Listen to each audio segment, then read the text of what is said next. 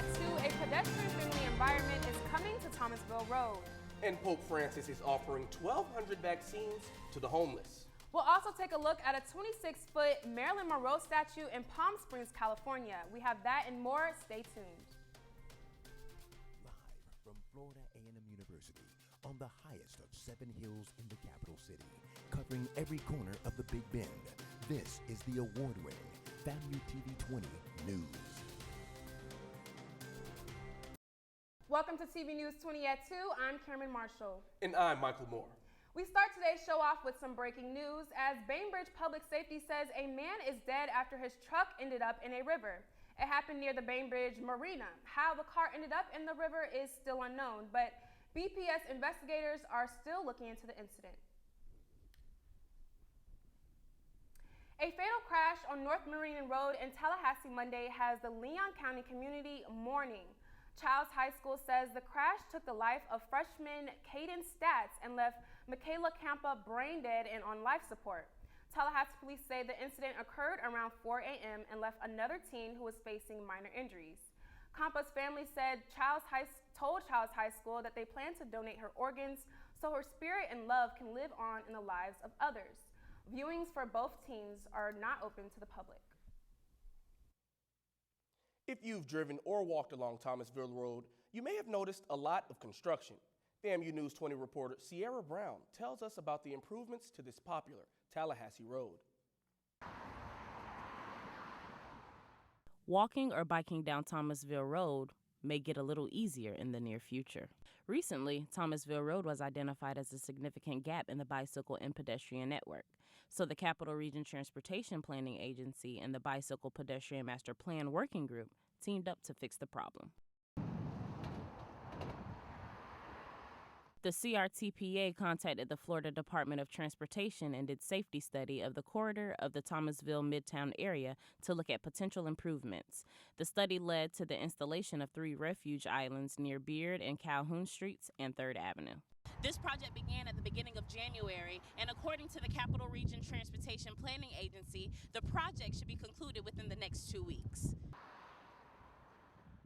Greg Burke, the planning manager with Capital Region Transportation Planning Agency, says the goal is to keep people safe. And as you know, that area of Tallahassee, the Midtown area, particularly typically during Thursday, Friday, Saturday nights, has quite a heavy volume often of pedestrians. So we're trying to improve the safety along that corridor. Bicyclist Jim Clark is in favor of the new changes, although the current construction is a slight inconvenience. Right now what they've done is they've created islands in the middle of Thomasville Road, so it actually, for a bicyclist, it pushes the cars in towards me. So it's not real great right now, but I think the long-term vision of multi-use paths are great. The project also includes wider sidewalks, enhanced crosswalks, benches, lighting, and landscaping. In Tallahassee, Sierra Brown for FAMU News 20. The cost of the project is more than $280,000. President Joe Biden's new infrastructure plan means the expansion of Florida railroads through the Amtrak system. After Amtrak released a proposed map of the new and current routes, those extending through the Florida Panhandle were suspended. However, those will still be routes from Central and South Florida. This $80 billion project is part of a larger plan and can mean more connectivity and affordable travel for constituents. Amtrak hopes to gain more federal funding to grow out into the hubs of Jacksonville, Miami, Orlando, and Tampa. A South Florida university is requiring both students and staff to be vaccinated to return to campus in the fall. Nova Southeastern University announced earlier this morning that vaccinations are mandatory by August 1st to return to campus. The university currently has 6,314 undergraduate students and 14,574 advanced degree students. And speaking of COVID-19, the Centers for Disease Control and Prevention says if you've been fully vaccinated, it is safe to travel. This update means if you have received all doses of the vaccination, you don't have to quarantine after visiting a foreign country. Coming up next, a train derailed in Taiwan, leaving many dead and some injured. Plus, Lil Nas X's controversial lawsuit with Nike. Also, Florida Republican Gates tied up in a child pornography scandal. Stay tuned. You're watching News 20 at 2. Hey world, I have a quick message. It's about safe driving. All right, let's go. Anytime you're driving, have the seatbelt buckled tight. Both hands on the wheel and your phone out of sight. When not in your hand, trying to text somebody back. Because if you do, your car might get smacked. The moral of the story, just put your phone down. The people on the road will stay safe and sound. Put your phone down, put your phone down. People on the road will stay safe and sound. Yeah.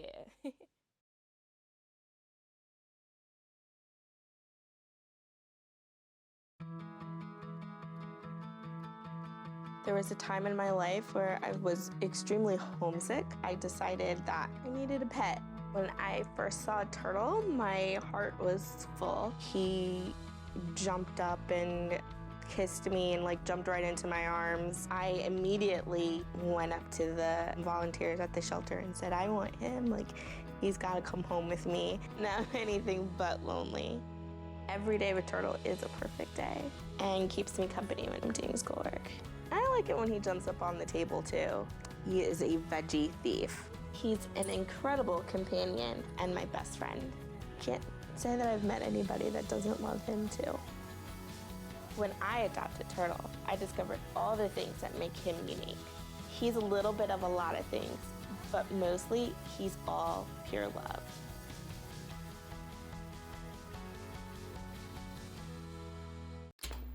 Sometimes we can do things that exclude others. You're still talking to your friends? It's complicated. I think he went back in. We gotta go get him.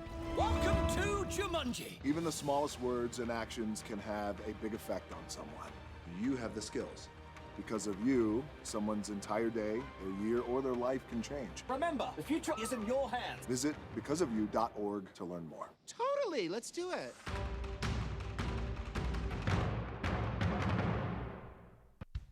Welcome back to FAMU News 20 at 2. I'm Michael Moore. We return with breaking news as the U.S. Capitol is on lockdown after a car rammed into 2 Capitol officers. A tweet by the Capitol Police said it happened along Independence Avenue.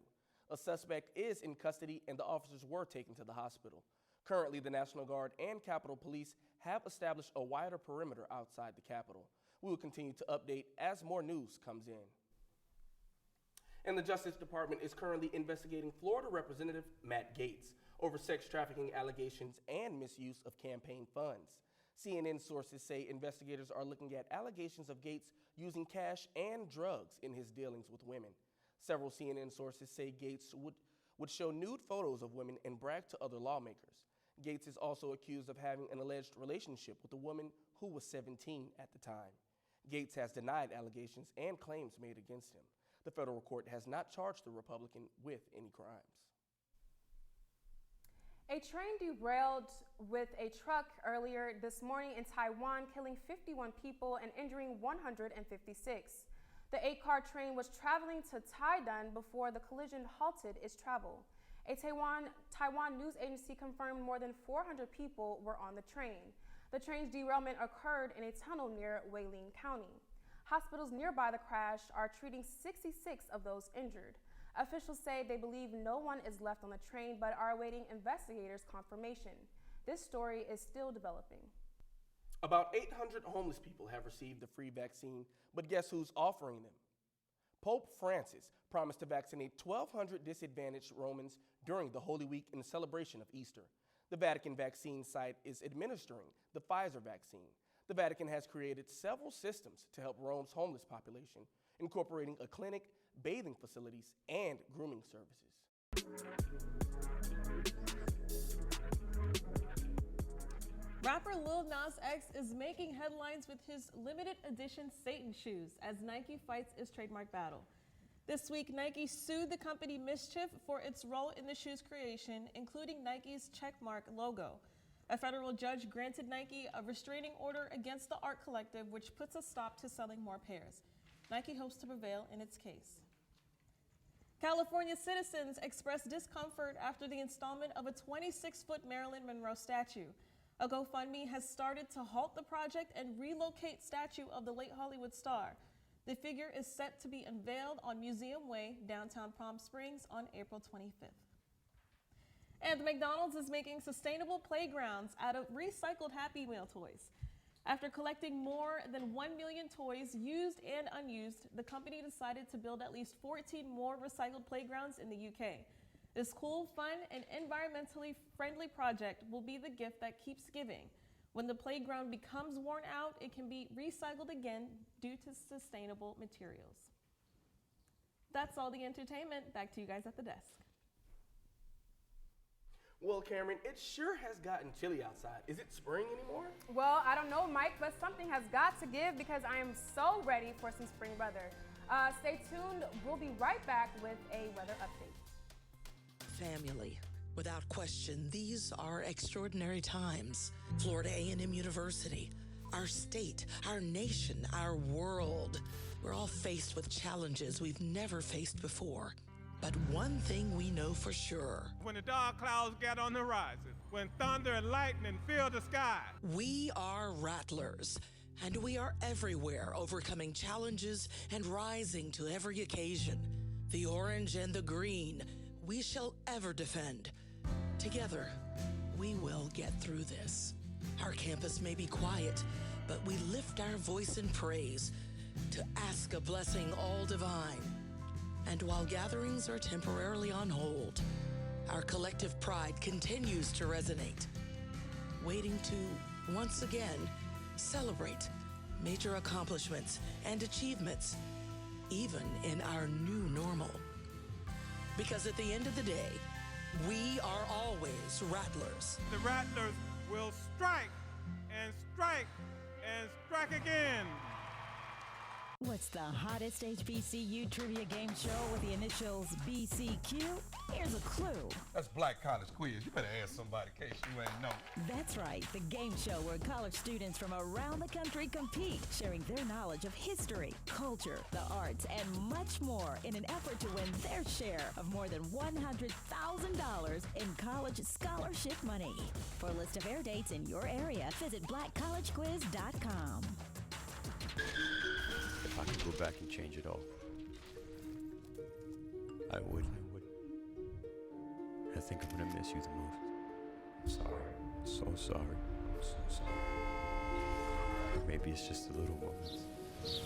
If I could go back and change it all, if I could go back, I would. But I can't.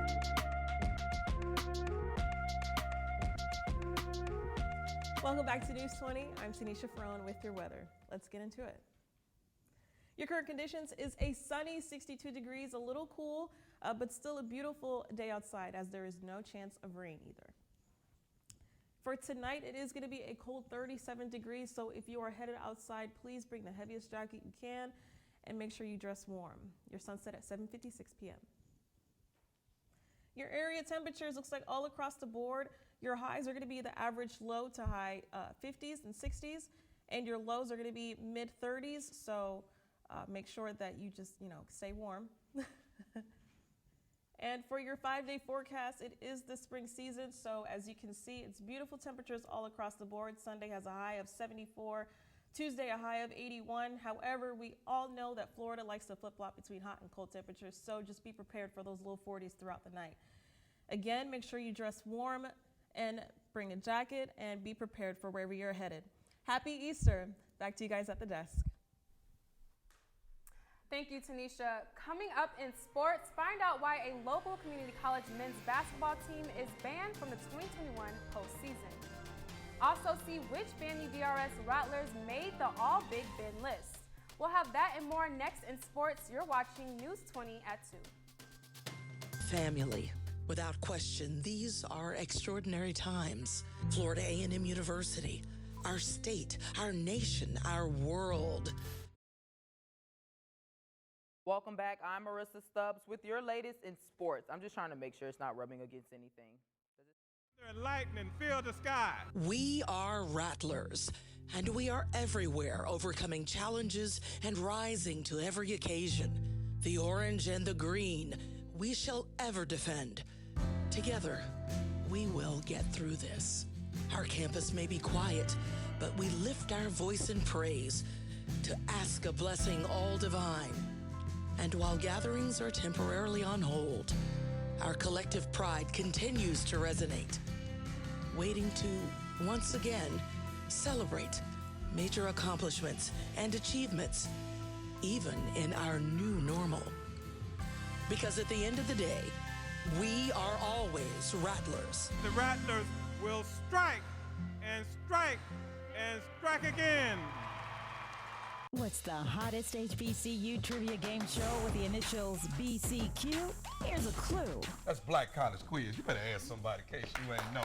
That's right, the game show where college students from around the country compete, sharing their knowledge of history, culture, the arts, and much more in an effort to win their share of more than $100,000 in college scholarship money. For a list of air dates in your area, visit blackcollegequiz.com. If I could go back and change it all, I would. I think I'm gonna miss you the most. I'm sorry. So sorry. I'm so sorry. Maybe it's just the little moments. If I could go back and change it all, if I could go back, I would. But I can't.